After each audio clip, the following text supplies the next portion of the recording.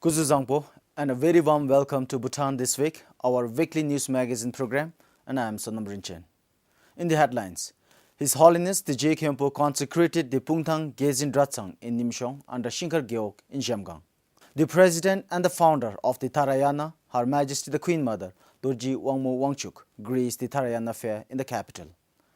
And compared to the past, the pride of being journalist has died. This was revealed by some of the journalists during the discourse at the World Press Freedom Day.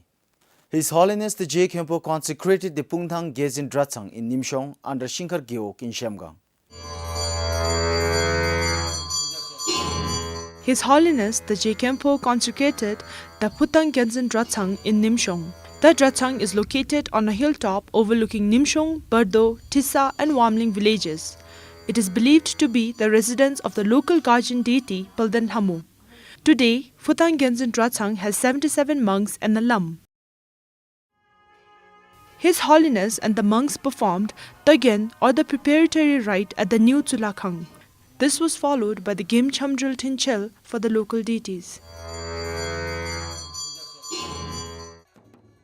During the week-long stay in Pungthang Gezin Dratsang, His Holiness administered Tacha Chungsum Wang to the people of Bardo and Shinkar Gyeok. His Holiness returned to Jemgang yesterday. On the way, students of Bulli Middle Secondary School received Wanglung from His Holiness. Meeting with the students, His Holiness advised them to respect teachers, parents and elders. His Holiness also advised students to study hard and not to indulge in substance abuse. After completing a close to 2-month religious tour to the eastern, central and southern Dzongkhags, His Holiness the J. Khenpo returned to Punakha today. Compiled for Pema Samdrup, Somchiden, PBS News. Meanwhile, His Holiness consecrated the Serto of Wachilhakang under Jena Gyeok in Wangdue Phodrang. It is being constructed at the site where 13th century Wanchizong once stood. Wachizong is believed to have been built over 700 years ago by the son of Pajutukum Shikpo, Sangda Gatin. Today, just the wall of the Zong, covered with overgrowth, can be seen. But at this very location, a lakang is being constructed by Khenpo Dorji.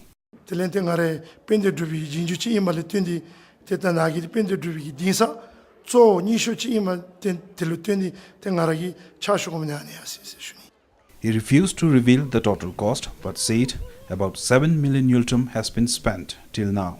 The construction began last year. His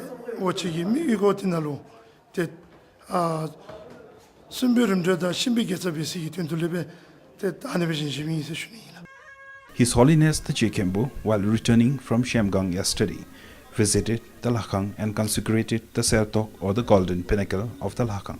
Hundreds of locals gathered at the consecration ceremony. The Jena Gov said this Lakang will benefit about 65 households of Wachi Chiwok.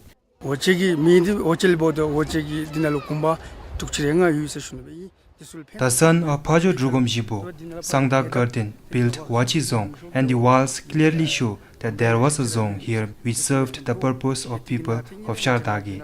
It will not only benefit the people of Wachi, but also neighboring villages of Nisho Gyeok. It will be now convenient for us to perform religious rituals during the time of death. The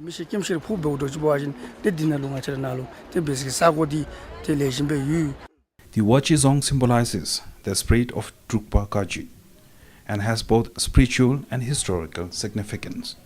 Compiled for Chonidema, Kinzangishi, PBS News. It has been exactly 11 years since Tarayana Foundation, a non-profit organization, was founded. From the day of its foundation in 2003, Tarayana Foundation has helped improve livelihoods of almost 10,000 households in rural Bhutan. The 3-day annual Tarayana Fair, which began in the capital, is also one of Foundation's initiatives to help rural communities gain economic benefits.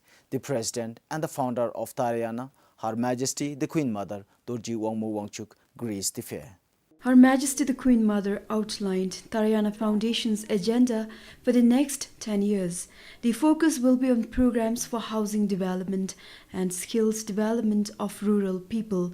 Besides these programs, the Foundation will initiate natural farming programs for improving food and nutrition security in the rural pockets. It is heartening that many of our rural youth are office bearers of various self-help groups. These self-help groups spearheaded sustainable economic development in the villages. They help build vibrant and cohesive communities and interact with local governance for better self-direction. At the event, Her Majesty the Queen Mother presented Tarayana Foundation's annual award for 2014 to William Leong, the Managing Director of Leong Phoki Group of Companies in Singapore. He has been a supporter for the foundation for many years. Tarayana Foundation at the moment has spread its services to over 100 villages. The foundation's assistance has been in community development and creating gainful employment opportunities for underprivileged people, helping the disabled with medical treatment, and exploring ways and means to help villages generate incomes have been the foundation's prime focus as well. Pemal Hadan, BBS News. The situation of media companies in the country is not as pleasant as it used to be just a year ago. The International Press Freedom Index ranked Bhutan at 82 last year. Bhutan's position, however, has dropped by 10 places and stands at 92 this year. In our own context, sustainability of media houses, self-censorship and access to information have been identified as some pressing issues for Bhutanese journalists. These were all raised at an event to observe the World Press Freedom Day.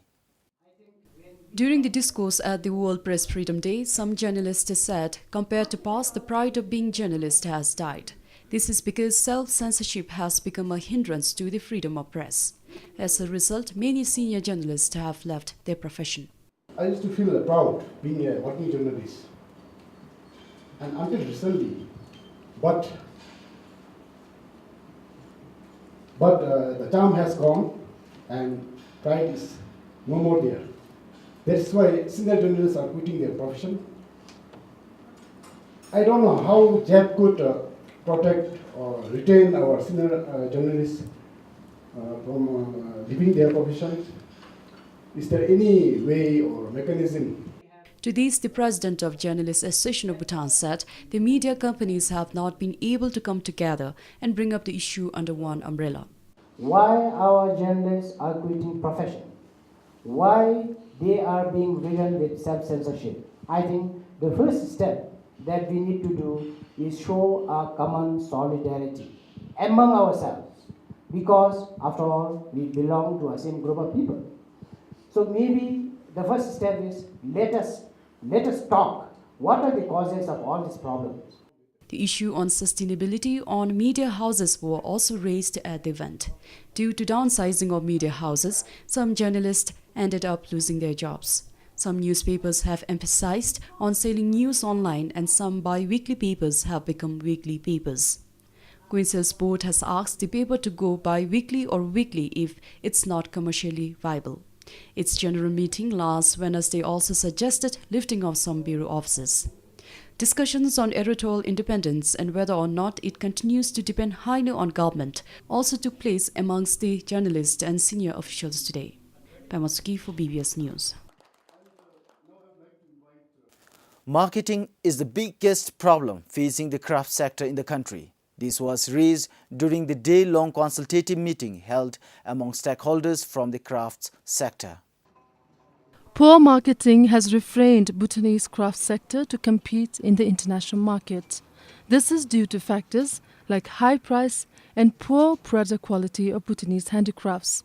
The inability to meet bulk order demands by the craft sector has also hindered its growth. The price produced in Bhutan is comparatively much higher. The reason is because, number one, we have a lack of very expensive labor payment. We have to do that.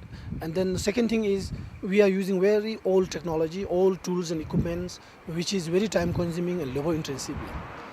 And then the third thing is, since our products are not standardized, when it comes to packaging, we have to be very much individualized. Other reasons cited were that Bhutanese handicrafts look less appealing to the buyers. Products also lacked proper labels. Most craft items also lacked marketers with fewer choices. Those who are making bulk orders are not able to coordinate those artisans, and this is the one.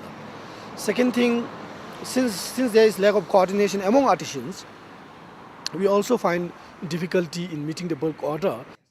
One initiative undertaken to promote marketing was the launching of a website for the Handicrafts Association of Bhutan. Sellers are now just a click away from doing business online. People from the business sector and tourists alike, however, feel that more needs to be done to promote marketing in the country. The government has helped us in many ways. Marketing in Bhutan is a problem as people from countries like Nepal and India copy and take photos of our design and then sell at cheap prices as they are made from machine. Ours is expensive since it is handmade.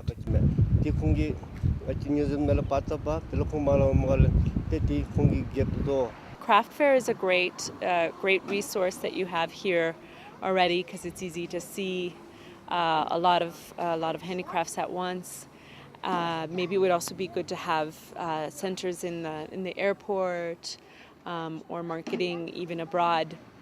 That way people come knowing that they're going to be looking for these handicrafts that you have here.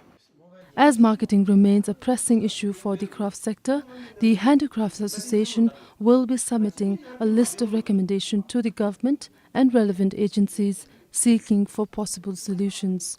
Compiled for Chetan Rupchu, Digi Chorindoji, PBS News.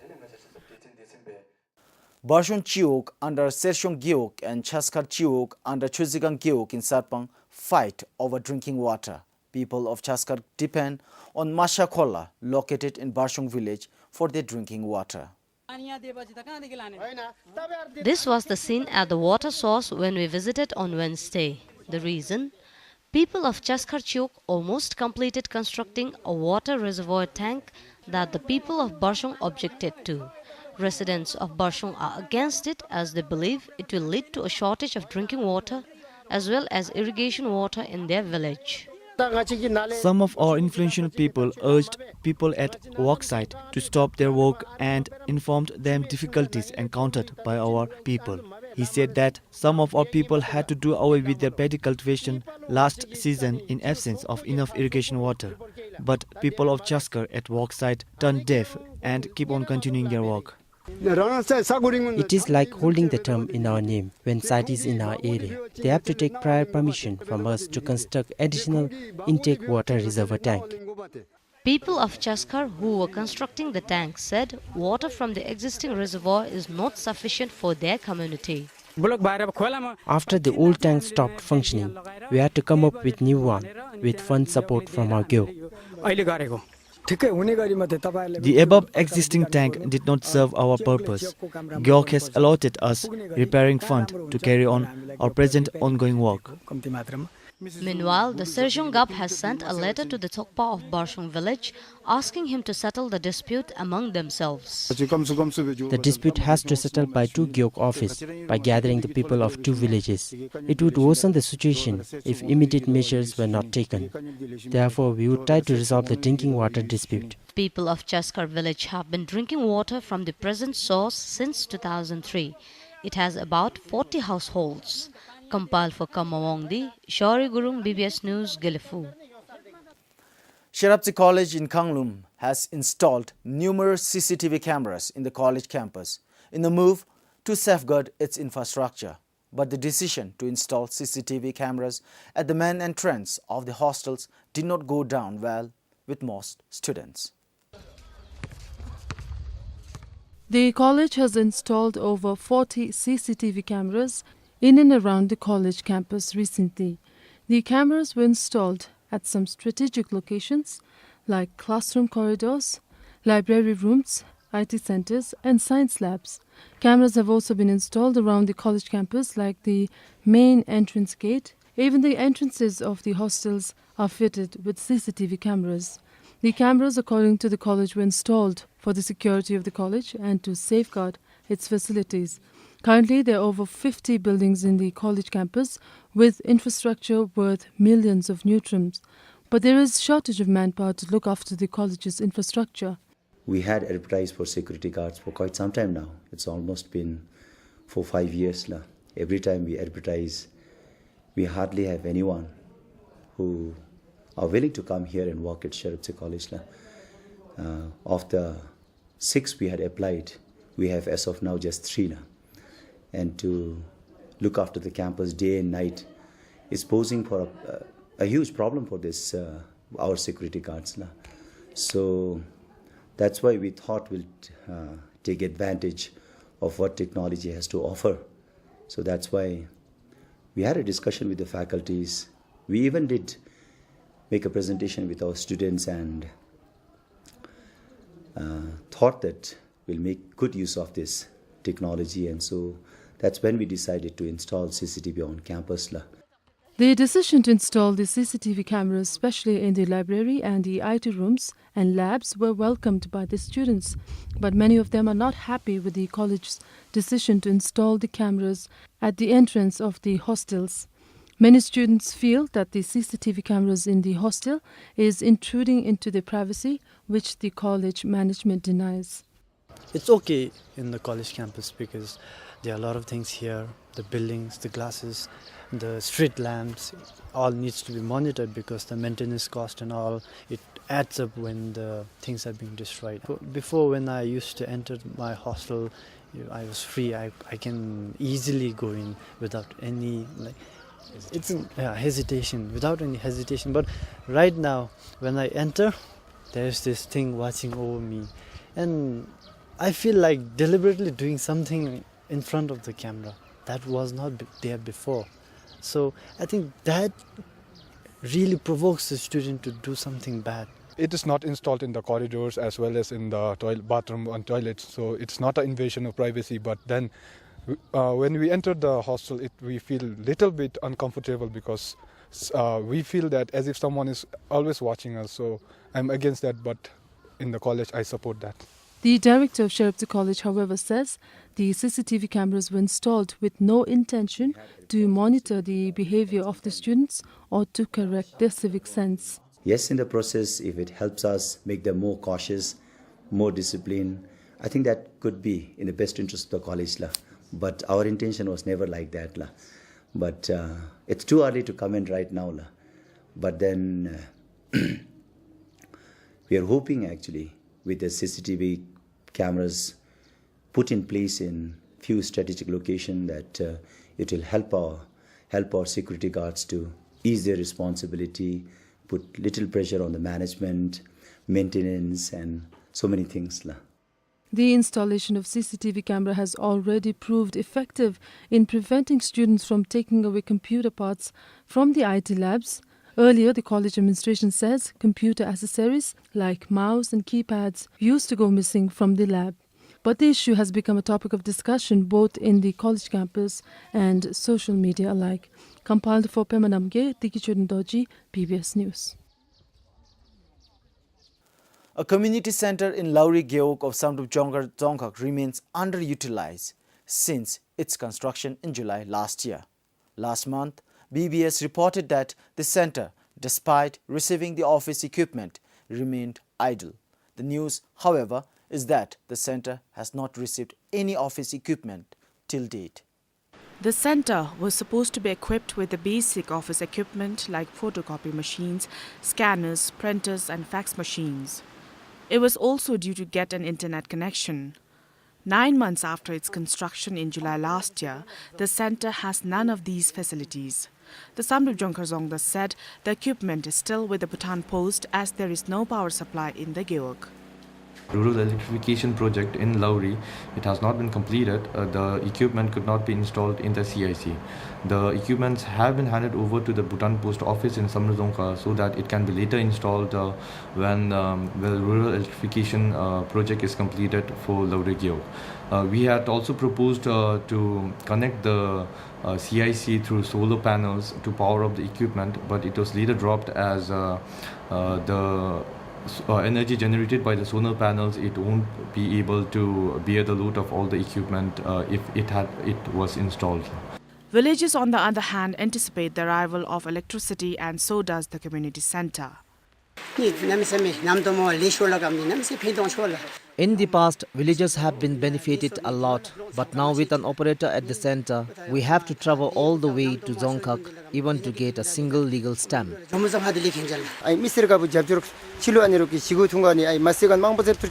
There is no equipment for the community center without electricity. I think it's important to have a community center in a village like Lauri where there is no other facility. We are hoping our village will be light up soon and have the community center functioning.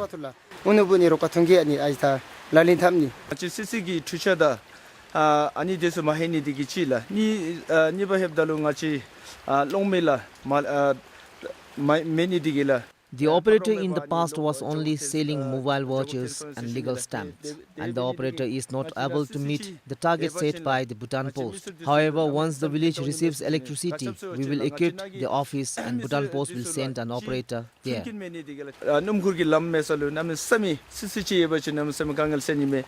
The ICT officer, however, said they will be able to send an operator only after electricity arrives. In the CIC in Lauri, she was only selling mobile vouchers and legal stamps. And because of that, the operator was not able to meet the target set by Bhutan Post. However, once the rural electrification project is completed in Lauri Gyeok, the equipment will be installed in the CIC, and Bhutan Post office, they will send another operator to the CIC so she can provide all the G2C services that the CIC has been providing to the people. The Government to Citizen or G2C project was established with a primary objective to enhance and simplify delivery of public services. Compiled for Kilewangchuk, Taralimbu for BBS News. BAFRA, the Bhutan Agriculture and Food Regulatory Authority, is carrying out food inspection in Thimphu. BAFRA officials inspected some 60 grocery shops and seized expired, dented and unlabeled food items. BAFRA's food inspection in Thimphu has entered its fourth week. All shops, including hotels, are being inspected. Shops and hotels in Honso have not been spared too. Today, officials seized goods, mostly biscuits and juices, worth 35,000 yoltrum. Processed foods in dented containers too was seized as it has health implications. Local produce are not being spared as well.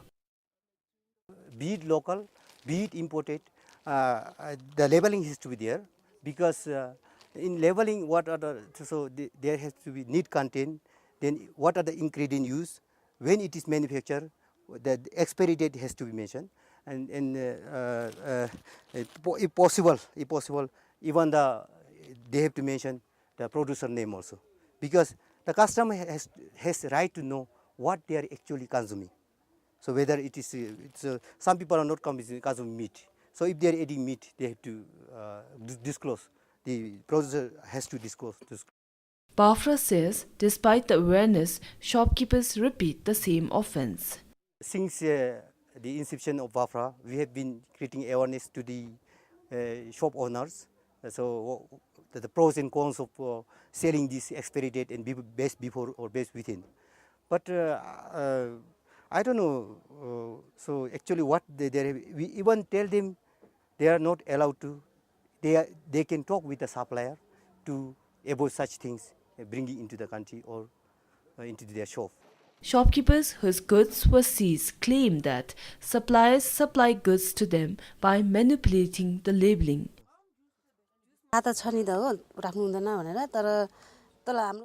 We are aware of the rules, but we are not at fault. The suppliers send us damaged goods. When we call them and ask for replacement, they refuse. So at the end, we have to bear the loss. Let's say there are 50 of these in a carton. Even if one is spoiled, it's a loss because each of these cost 190 yoltrum. As for the expiry date, goods come without it. Suppliers remove it before it reaches us. We tell them, but they keep doing it. It's the fault of the suppliers, but we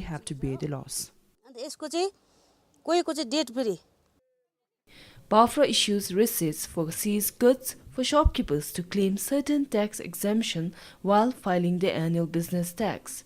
The seized goods are being disposed of. We have a biological pit just 12 kilometers away from here.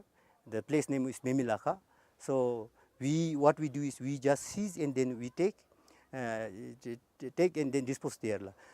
So the pit itself is a biological. What we do is we just take out the things inside one and then we dispose there. The outside the plastic and the papers are being disposed to the city corporations where they normally dispose their waste. The inspection will go on till all shops are being inspected. There are more than 200 shops in Thimphu. Sharab Zangmo for BBS News. Well, that is all we have for you this week. Join us again next week for yet another edition of Bhutan This Week. Until then, it is goodbye, and I am Sonam Rinchen.